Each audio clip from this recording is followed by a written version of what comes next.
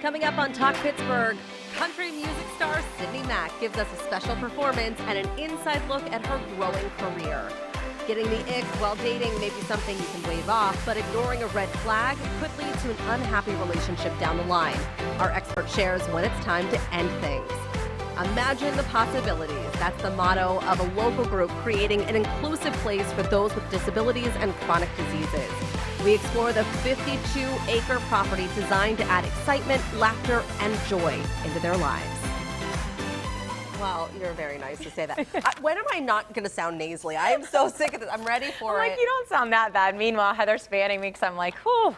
Well, it gets like hot, sweaty in here. It's just the way under the lights, sweaty. But it is chilly. Yeah. It's a whole dynamic. Anyways, good afternoon. Thanks for joining us here for Talk Pittsburgh. I'm Heather Abraham. And I'm Mary Hours. And my bow is falling over. Don't mind this. It's going to happen all hour. I love it. So we had some really exciting news that just came down last night, and this is so exciting because we covered this story a few weeks ago here on Talk Pittsburgh. Yes. So the PIAA just sanctioned girls wrestling. Girl power. Oh, good. A nice little jingle. Oh, I know, right? I just come up with these all the time. So yeah, it was the PIAA had vote. They voted several times. Yeah.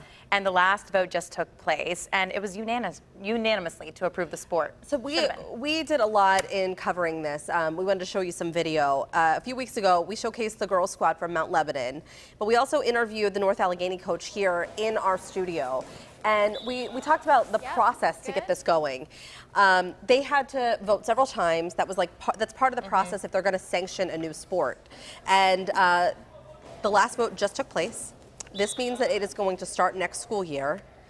Dan Heckert, who was here, the North Allegheny coach who we interviewed, said that when they started just a couple of years ago, there were 200 girls wrestling in the state. Now it's up to over 1,000. They have more than 100 girls team, which was one of the other criteria that they needed.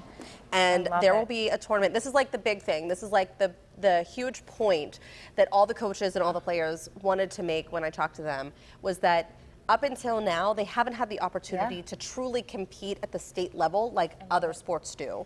This will allow them the opportunity to do that. And it's one of the fastest growing sports among girls. I know.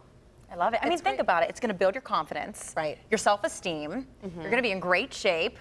You're going to have self-discipline. You're going to have all of this. What did the coach say? We learn from losses. When I was there at one of the practices, it was just really incredible to see how they were all growing together in the sport. And I don't know.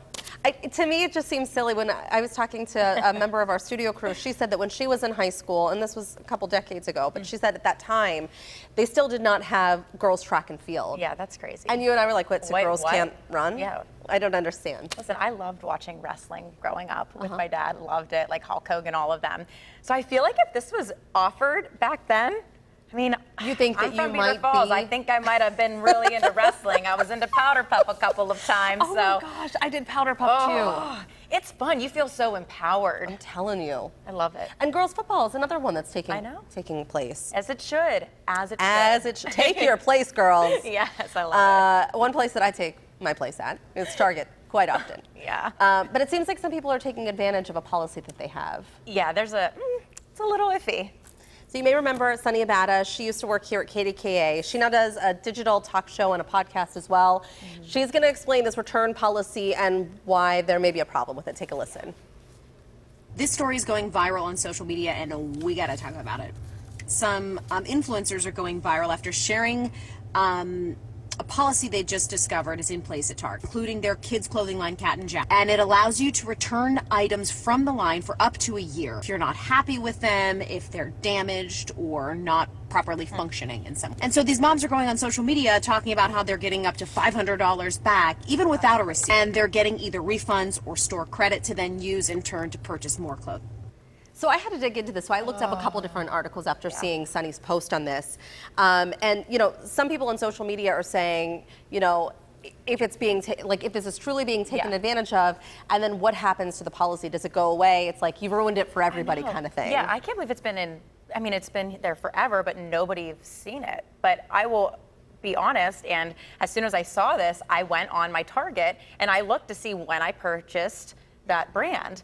and I didn't. I haven't in forever. But Yeah. also, I would feel really bad returning the clothes because babies' clothes are nasty. You have spit up on it, you know? Well, and plus the older Stains. they get, they start. I mean, Sunny doesn't have one pair of pants that doesn't have holes in the legs. Or dirt, all of them. How do you Exactly. get spaghetti stains out? I still don't know. So there was one mom posted a video last summer on TikTok. It may have been the one that Sunny was referring to.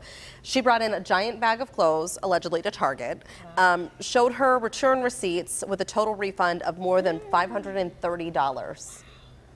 See, I'm thinking in a way, like, is this more eco-friendly? Like, I know it's more eco-friendly to do in-store returns, but also, I mean, that's a huge issue with clothing too, is that, I mean, there's tens of millions of pounds of clothes being dumped all the time. And Right. now they're not going to resell these clothes. They're not. They're not going It's to. not like you went, you tried it on and you're like, don't like it. It's like this has been worn for a year. And I realize that some people are really, like, money's really tight, and so they may be thinking, oh, this is something that we could take advantage of. Yeah. But is it something that if you go to the extreme, they're just going to get rid of it? And then if something's truly broken, then you can't return it because, you know. So the company must be doing really well to have that policy in place.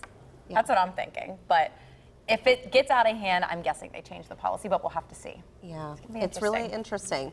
All right, so this is something else that we were talking about. We watch a lot of TV in our house. Do you guys watch a lot of Yep, TV? a lot of I hate to TV. admit it sometimes. Too much screen time sometimes, but it's okay. The Verge and others are reporting about a new type of TV that's coming out. All right, so this is the deal.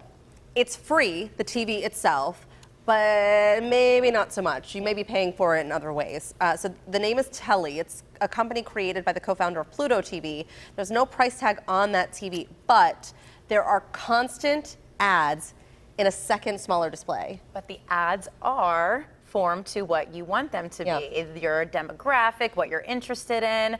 That's not a bad idea, but then if I'm watching the ads, I'm probably going to end up spending just as much money buying those things as I would have on the TV originally. So for me, probably not. I probably won't do it.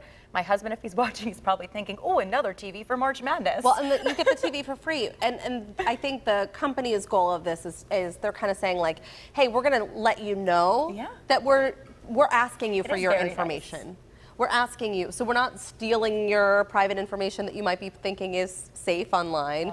We're asking you, tell us a little bit about yourself, and then we will send you targeted ads almost. I feel like I feel like everyone always says this whenever you're like talking to somebody, having a conversation, maybe 5 minutes later, that will pop up on your iPhone because you're like, oh my gosh, they're listening. But it's a little scary whenever you're thinking people take your information, but this also is nice because they have what you like on the ads. So you want the targeted ads. Are you an Instagram shopper? Are you like, oh gosh, they're sending me all this stuff. How did they know that I wanted this? I'm a sucker for it. You are. Oh man, if my husband's watching, I'm in trouble. So The Verge also reports that in addition to showing ads, it's also capable of displaying a variety of like widgets, sports apps, tickers, weather, stock prices. Perfect. Right? So we can get your weather on there. I love so there's a lot that's included with this. But again, I think it just comes back to we know that our information is being used in a multitude of different ways. Yep. Do we want to sign up for that willingly? Do we want to unknowingly And TVs have it aren't taken? that expensive anymore. Right. So it's not like you're getting anything. Would you do it? No. Okay. No. Not me either. I feel like, I don't know, even admitting that a line is being crossed is still like, it's still a line crossed. I agree, yeah. Then that's just. Oh man.